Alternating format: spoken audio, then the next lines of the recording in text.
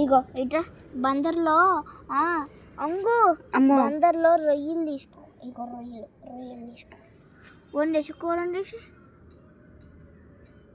కూర అయిపోయింది. ఇప్పుడు ఆకెట్టు కదా, పెట్టు నాకు ఆకెట్టు.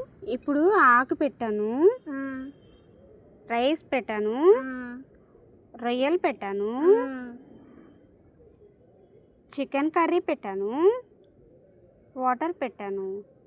వాటర్ అంటే వాటర్ తాగుతావు కదా, నువ్వు తాగవా నాన్న?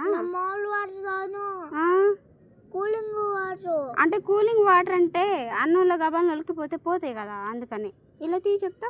మామూలుగా నలిపోయిద్దిగా. అన్నీ కలిపేసి,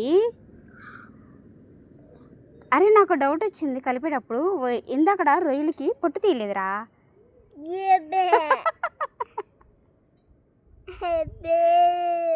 రొయ్య తగిలిందా? అది కొన్ని తిన్న రొయ్యకి పొట్టు తీయలేదన్నమాట. ఏదమ్మా షాప్ వాడు తీయకుండా ఇచ్చేసాడు మనకి, చూసుకోకుండా వండేసాం. ఓకే సరే పోనీలే, ఈసారి చికెన్తో మంచిగా పెడతాను. తీసి